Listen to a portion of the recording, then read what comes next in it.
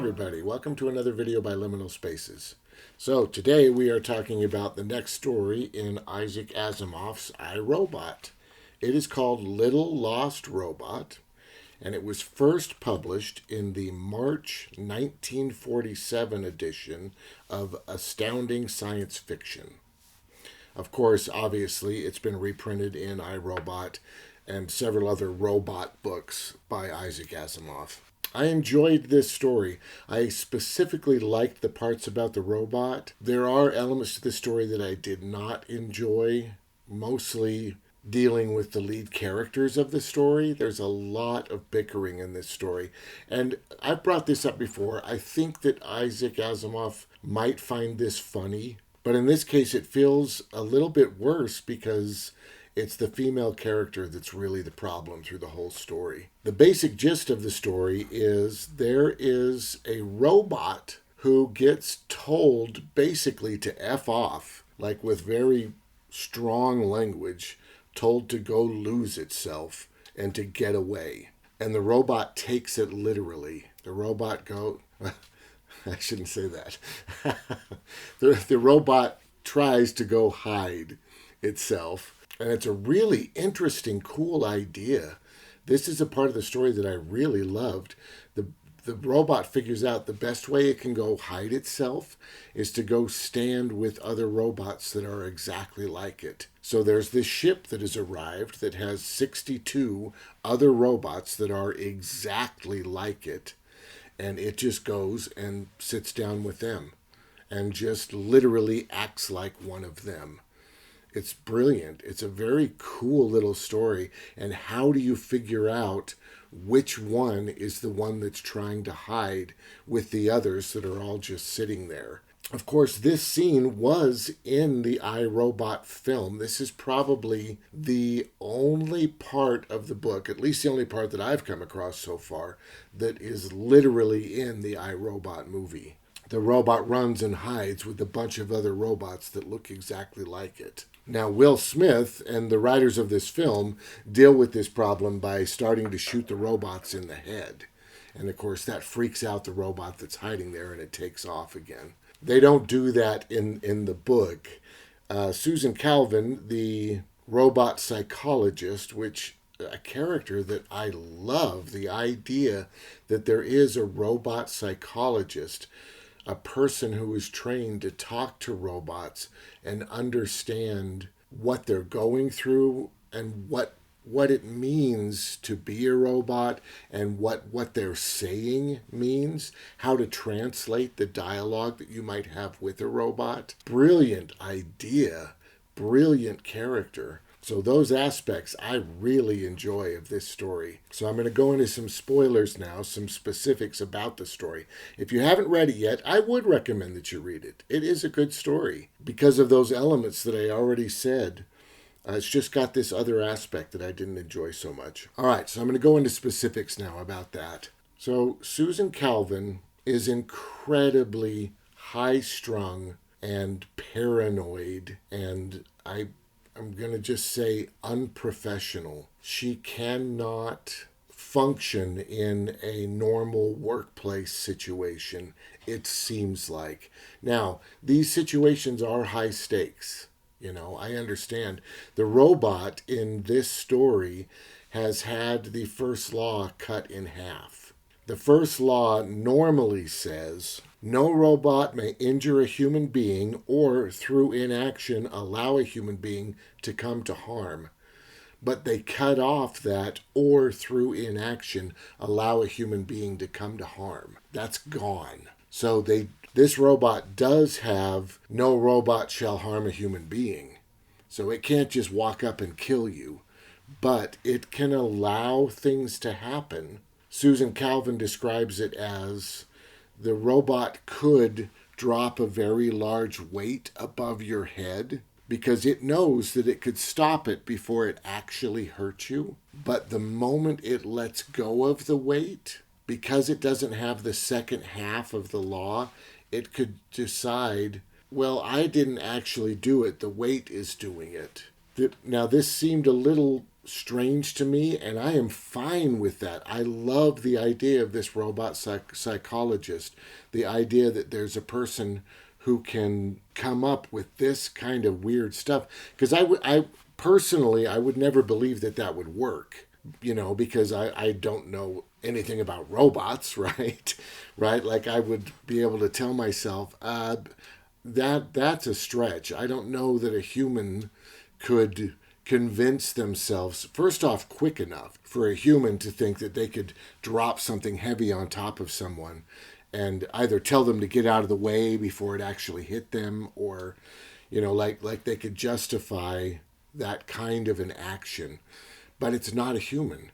Robots, I think so much faster than we do that the robot literally could tell itself, I could drop this and grab it before it hit them. But in the moment they let go, they could go through a conversation in their mind to tell themselves, it's the weight, it's not me, I mean, that's fascinating and weird, and I really, really like that aspect of the story. So this robot is different than the other robots, but only in that way. They talk about how this is a special situation on this base that they have.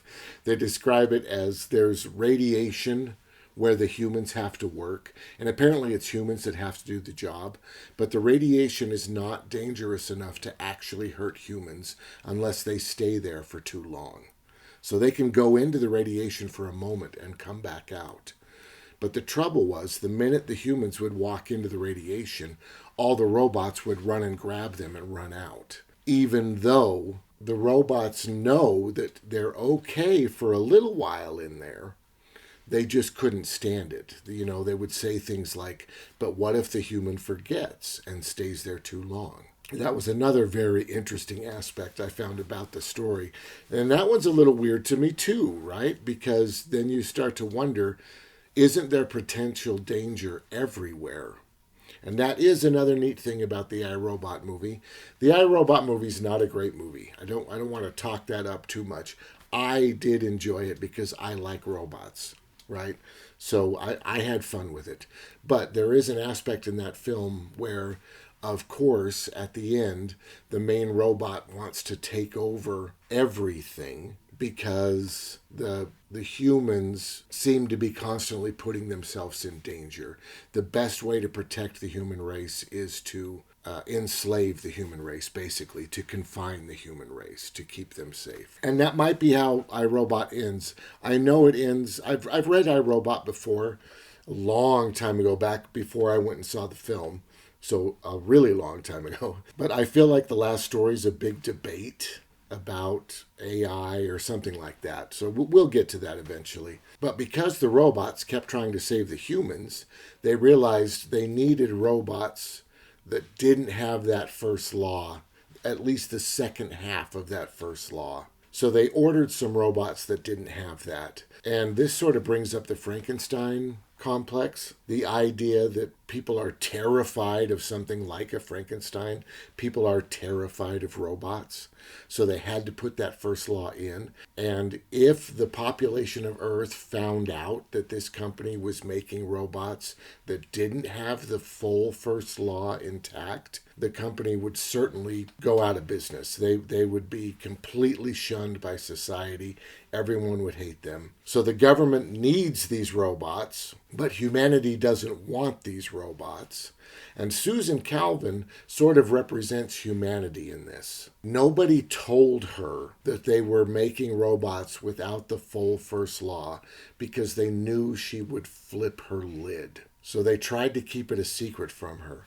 But then this robot, without its first law fully intact, goes running and stands with a bunch of other robots. So they need her. They need to call her. They call a math guy and they call her. And they bring him up to this asteroid, wherever they're working, in order to figure out which one of these robots. And of course, her first response is just kill them all. Just kill every single one of them. And she goes into this big thing about how if they would have told her, she would have resigned and she would have let the public know. And she really, really flips out. She's highly emotional. She's unstable. She can't sleep. She's a mess. She is a hot mess through this whole thing. There's even a point where the math scientist goes to the general and warns him that he should literally just ignore her because she's completely unreasonable and should not have any attention paid to her at all.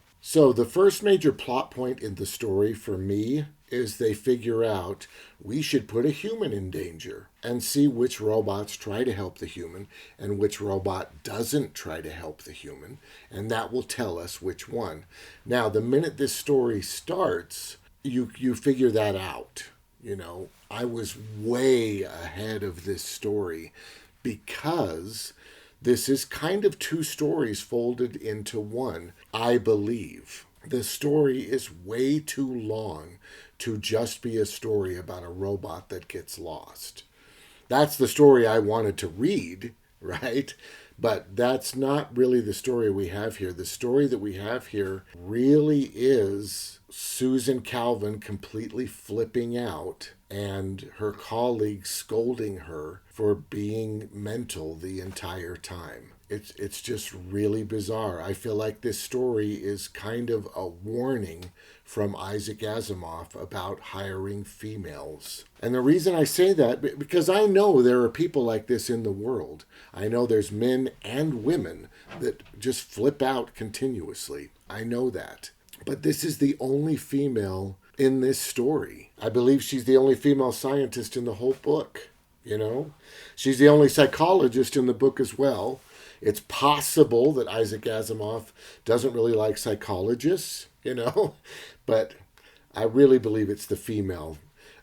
Also, there's an earlier story that has a mother in it, and the mother is kind of the same way. So it's really just his female characters that come out this way, which is too bad because it's such a fascinating, cool character and such a brilliant idea. I mean, the brilliance of this story of having a person who needs to go talk to the robots to figure out what is going on. And she brings up some good points throughout the story. She's the one that talked about the robot being able to justify killing a human, which is super cool. The idea of dropping the block, She also talks about how the robot doesn't want to get found because if the robot is found, then it will have done a poor job of doing what it was told, which is to go lose itself, along with a lot of profanity, of course, right? So the robot feels this immense pressure of needing to remain hidden, or else it would be considered not good at its job. And she goes on to talk about how it wants to feel superior to humans because in every way it kind of is, It's certainly stronger and faster and probably more intelligent in the sense that it can come up with answers quicker than humans can. So it has this superiority complex, all this stuff that she brings up, which is really cool stuff. I really enjoy that aspect of it. So they decide that they're going to put a human in danger, put all the robots in there, and see who tries to not save the human. So they set a human down in a chair. They have a giant block suspended above its head. They drop the block like it's going to crush the human. And then they have this big ray that they shoot at the block, and it just pushes the rock aside, and they set it down gently. Pretty cool, science fiction stuff. And they do this a couple times. I can't remember why they end up doing it a couple times. But the first time they do it, all the robots jump up to save the human. And then the second time they do it, and this was the cool part, right? That was pretty cool because you realize, oh, shoot, this robot's kind of smart. He's acting like the other robots. Cool. That's why the solution isn't just put a human in danger. Because the robot really, really does want to stay hidden. So it acts like the other robots. That was super cool. Then they do it again for some reason, and none of them jump up to help the human, which I thought was brilliant. That is a great plot twist. because it doesn't make any sense, that doesn't seem right. So, of course, she needs to interview the robots, and it's a very stressful, hard thing for her to do. But she goes through and interviews every robot, and it turns out the robot, the one that they're looking for, explained to all of them that that human is not in danger. That block is going to get pushed aside and just set down. There's no need to jump up because the human is not in danger. They would not drop that block on that human. Now, I'm not sure that this would actually work. This caught me a tiny bit off guard because, of course, the robots kept running and saving the humans from radiation, even after it was explained to them over and over again that the humans were not in danger. Now, there is one major difference in this, and that is they're hearing it from a robot instead of hearing it from other humans. So you could say the only reason that it actually worked this time is because they were hearing it from a robot, and they believe that robots are superior to humans, so they trust this robot. The story doesn't go into that at all. I kind of wish that it did, because this sounded like a contradiction to me, but it was a really cool moment. When none of the robots jumped up, that was a really freaky thing. I enjoyed that a lot. I think the reason they did it the second time, now that I think about it, is they put up something that would kill the robots. I think that's right. I think they put these wires up that had electricity going through them, and if the robots touched them, they would get fried. And I think they told the robots that. They said, this human is in danger, you need to save them, but when you jump up to save him, you're going to kill yourself. And of course, that's okay for normal robots, right? Which is a totally weird but probably human thing that we would do. But the robots are aware that they're going to destroy themselves to try to help the humans. And that actually happens when they're running in and saving them from the radiation as well. Because the radiation is not bad for humans in small doses, but it is bad for the positronic brains. It is bad for the robots. I think they literally had some robots die trying to run and save a human because of that special type of radiation that they're working with on this asteroid. They're working to create a hyperspace drive so that they can travel faster than the speed of light. So after this, of course, there's a bunch more bickering. She wants to destroy all the robots, and they keep having to tell her it's like $2 million worth of robots. It's not worth it. We need to settle down and find an exact solution. So then she does come up with the final puzzle piece to solve this, which I did appreciate. She's realized that this robot is becoming arrogant. This robot is really beginning to feel superior to the humans around it because he keeps tricking them. The robot is winning this battle, which is super cool. So we're reminded at the end of the story that there's actually two differences between this robot and the other robots. Difference number one, of course, is that it only has half of the first law.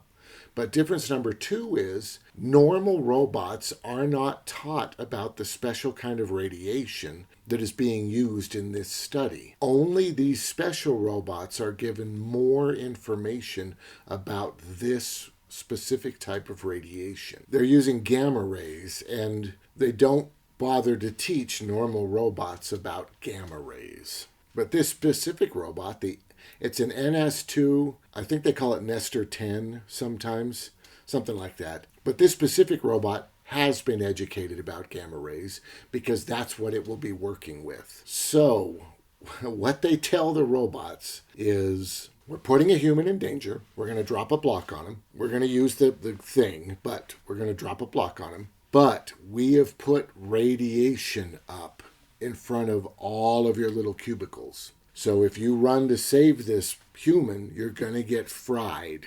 But then they don't put gamma rays through there. They put harmless infrared rays.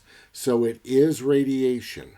So all the normal robots think they're in danger. But the Nestor knows that infrared is not dangerous, only gamma rays are dangerous. The Nestor knows there's no danger, but all the other robots think there is danger. So all the other robots, of course, just stay in their seat, just like last time, because the robot told them the human is not in danger. It's not worth killing yourself to not save the human, because the human doesn't need saving. So all the robots just sit there, but the nester knows there's no danger. And because the nester thinks that all robots are superior to humans, the nester thinks all the other robots also understand that there is no danger.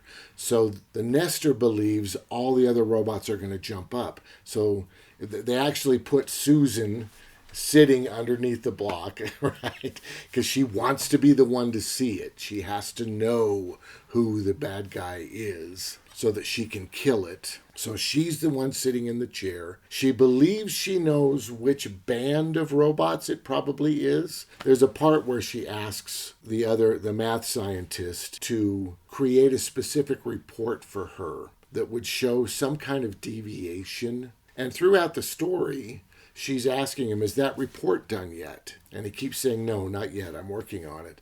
But then as we get close to the end, she says, is that report done yet? And he says, yes, it is. And she says, can I see it? And he says, no, you can't see it, because I've already told you everything is within an acceptable limit. And you are just going to use this report to freak out and decide that we need to kill all the robots. So no, you cannot see it. And that's kind of what it's left at. But she gets information about slight deviations that are acceptable, but there are slight deviations. So she puts all the robots that have that slight deviation together on one side of the room, and she sits and faces them, so she can see which one of those will jump. The others are behind her, and she asks the other scientists to watch them, but most likely it's going to be one of the robots that are in front of her. So they drop the block. The nester is the only one that jumps up, because it's the only one that realizes that the rays in front of it are not dangerous. And it realizes it's caught in that split second. And it's a really cool moment. She says, come here right now. Get over here. So the robot starts slowly walking towards her, because it has to, because that's one of the 3 laws. You got to obey humans. So it slowly starts walking towards her, but it's trying to explain to her how important it was that it didn't get caught, because it was told that it was not supposed to get caught. And it gets up to her, and she yells, get all the other robots out of the room right now. All robots out of the room. And I guess they do that. If they even bother to listen to her, I guess they get the robots out of the room. So it's walking towards her, and it grabs her. I think it grabs her around the throat. It's kind of vague about it, because I think the story wants you to think that it's killing her. And the scientists flood the room with gamma rays and kill the robot. She's not in any danger, of course, because in this story you can be in gamma rays for a short amount of time and there's no damage. But the robot is fried. So the robot dies, and they say, I thought the robot was trying to kill you. And she says something like, no, it wasn't trying to kill me, but it was trying to work out a way that it could, or something like that. But she passes out. They have to bring her back to consciousness. And I mean, it's crazy. She's crazy in this story. And that's really too bad, because there's so much cool story here and so many brilliant things to think about, that all the bickering and her whining, and it all just really gets in the way of this great story. But overall, I did enjoy it. It was a fun read. You absolutely should read it. Of course, you should read iRobot, obviously. All right. Well, that's The Little Lost Robot. I hope you enjoyed this. If you did, please hit the like button. If you want to see more like this, make sure to subscribe, and have a great day.